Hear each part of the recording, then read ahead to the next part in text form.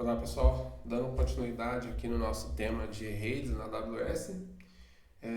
Bom, antes de ir ao tema, peço que compartilhem aí os vídeos, compartilhem o canal, comentem aí os vídeos que vocês estão achando e deem sugestões ali, críticas serão bem aceitas para poder trazer um conteúdo de qualidade para poder ajudar quem está na área, quem está migrando para a área de tecnologia, trabalhando com Cloud AWS, quem pretende, enfim, para todos que tiverem interesse e quiserem compartilhar conhecimento também, fique à vontade para comentar o canal, compartilhar os vídeos, enfim, se inscrever ali para poder receber notificações dos novos vídeos.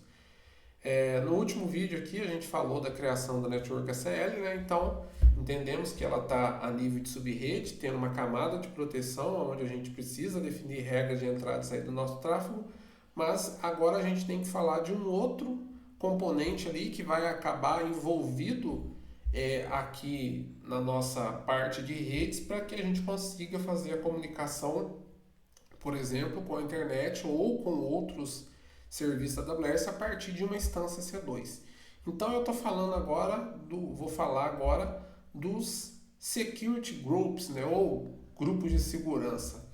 Então vamos lá, eu já tenho alguns criados aqui, mas vou criar do zero, não vou mexer nesses que estão aqui, só para a gente poder entender melhor. Então a gente tem aqui, da mesma maneira que a Network ACL, existe aquela default que eu comentei com vocês, que ela é criada quando a AWS cria a nossa conta pela primeira vez, um Security Group também ele é criado. Então vamos criar o nosso aqui. Então eu vou criar um grupo de segurança, vou colocar aqui demo SG, Security Group, né?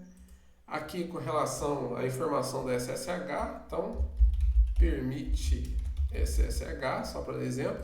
E aqui, de novo, eu preciso definir a quais VPCs ou qual VPC ele vai fazer parte. Vou vincular a nossa demo, porque aqui, pessoal, tanto a Network ACL quanto o Security Groups, eles são isolados por VPC, né? Ou seja, o Security Group que eu criei na minha VPC demo, eu não posso usar ele na VPC default, né? A gente acabou de falar, então falando outras novamente aqui, a VPC é um container logicamente isolado, então tudo que está ali dentro ninguém pode acessar de fora. Claro que tem serviços para poder permitir a comunicação, mas por default não pode. Então por isso que eu tenho que, embora eu utilize a Network ACL lá na minha subrede, agora vocês vão ver que o Security Group eu utilizo no meu serviço, mas eles precisam pertencer a uma VPC, então por isso que a gente associa aqui. Então eu associei a minha VPC demo, e aqui da mesma maneira eu tenho as minhas regras de entrada e as minhas regras de saída, parecido com a Network ACL, mas aqui a gente precisa atentar que tem algumas diferenças.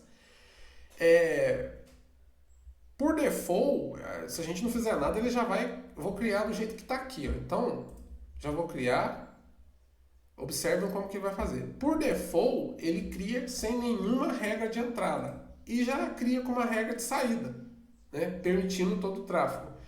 Mas, diferentemente da Network ACL, que como eu comentei, ela é stateless, sem estado, onde eu preciso criar a regra de entrada e preciso criar a regra de saída correspondente. O Security Group é diferente, a gente chama ele de stateful, que é com estado, ou seja, quando eu crio uma regra de entrada, para aquele mesmo tráfego eu não preciso criar uma regra de saída. Não é necessário, porque ele guarda o estado. Então, permitiu a entrada, ele automaticamente permite a saída. Então aqui eu vou criar uma regra, vou colocar todo o tráfego.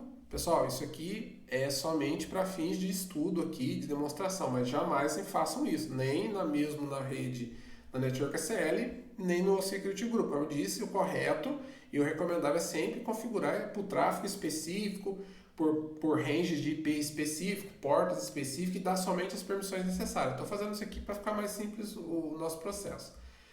Então eu quero para qualquer IPv4 e aqui a gente põe uma descrição se quiser. Eu não quero. Então ele já tem alerta, ó, as regras com a origem todos os IPs, né? E pode ser IPv4 e IPv6, permite que todos os endereços de IP acessem a instância. Recomendamos configurar a regra do usuário para permitir acesso apenas ao endereço de IP desejado. Então, lembre-se disso. A gente sempre define só o IP necessário. E principalmente aqui, ó, a gente põe personalizado e aqui eu defino o IP. Aqui tanto faz se eu fizer isso aqui, daria na mesma, né? mas a gente pode fazer isso. E é o recomendável fazer. Então vamos lá. Vou salvar minha regra de entrada. E eu tenho uma correspondência de saída, que é aqui a gente vê que ele próprio já configura ali por default a nossa regra de saída. Como eu falei, tudo pode ser considerado aqui. Então, ok, beleza, a gente configurou aqui. O Security Group é mais simples e vocês vão perceber que não tem uma aba aqui de associação com subrede, porque ele não é a nível de subrede, e sim a nível de recurso.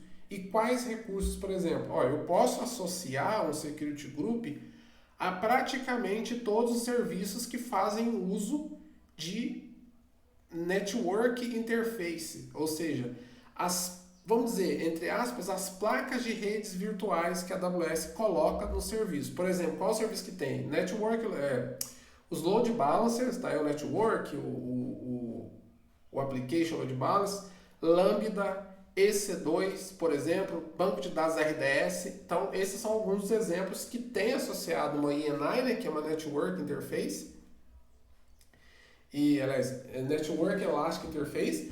Eu tenho isso, então é aí que eu posso associar, com exemplo, a instância C2. Então, ele pertence aliás, eu poderia associar aqui a minha VPC, mas não é necessário, não é essa a nossa ideia, mas eu vou aplicar ele a nível de instância. E aí, além de passar pela camada de rede, as permissões do Network ACL, eu ainda vou ter que passar pelas permissões, tanto de entrada quanto de saída, do Security Group associado ao meu recurso. E aqui outro ponto de diferença entre o Network ACL. No Security Group, observe o seguinte, eu não consigo criar regras de negação, é somente regra de permissão. Pode perceber que eu não tenho a possibilidade de selecionar se eu vou permitir ou negar o tráfego. Porque por default ele já nega todo o tráfego. Então eu só dou as regras de permissão. E se eu crio uma regra de permissão de entrada, eu não preciso criar uma regra correspondente para o mesmo tráfego de saída. Ele sozinho já sabe. Então se eu fizer isso aqui, ó, eu vou criar aqui para todos os IPs. Na verdade eu vou colocar personalizado porque eu quero liberar a porta 22 do SSH. Personalizado, mas eu vou... Isso aqui, pessoal, não façam isso, viu? Vou colocar aqui SSH. E depois eu vou excluir, claro, né? Só para fins de estudo aqui, mas não... Na verdade, para acessar uma instância C2, a gente nem precisa do SSH. Estou fazendo aqui só para simplificar. Então eu vou aplicar aqui, ó. Mas só que eu substituí a regra. Só peraí, na verdade não é para substituir, é para adicionar uma nova regra. Então eu quero todo o tráfego para qualquer IPv4 e deixa eu liberar. Ok. Então a gente adicionou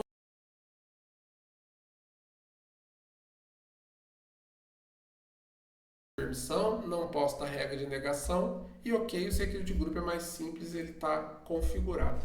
Aqui só relembrando, conteúdo que é muito cobrado em certificação também, são as diferenças, né, entre Network ACL e Security Group. Network ACL, stateless, tem que criar regra de saída, regra de entrada para poder funcionar, permite regra de permissão e negação. Security Group, stateful, só preciso criar regra de entrada, saída não é necessário para o mesmo tráfego, não precisa ter uma correspondência, porque ele guarda estado, e eu só posso criar regras de permissão, não posso criar regras de negação. Por default, tudo que é permitido a entrada, ele automaticamente libera a saída. Então, sem regra de entrada, tudo é bloqueado, eu não preciso de criar uma negação.